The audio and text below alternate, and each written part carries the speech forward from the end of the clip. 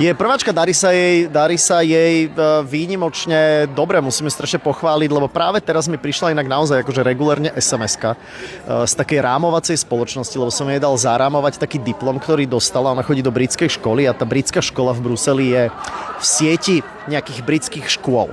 A každá britská škola v tej organizácii tých britských škôl nominuje jedného študenta za rok, ktorého chce akože oceniť za nejakú prácu, vytrvalosť, za prínos a tak ďalej a tak ďalej.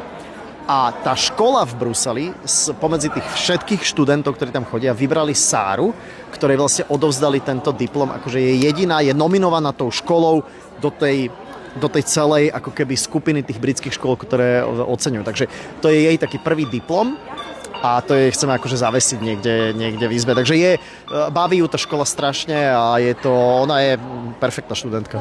Má pokom byť taká, hovorím predovšetkým o mojej žene, tak má pokom byť taká a hej, no tak ju tá verbálna stránka ako keby bavila veľmi, veľmi skoro. Jej prvé slovo bolo vtáčik, čo je také veľmi ako jedinečné, hej. Ale držíme ju pri zemi, hej, lebo to zase ešte v živote nič neznamená to, že si verbálne zdatný. Aj sám viem, o čom hovorím, že to ešte stále nič neznamená.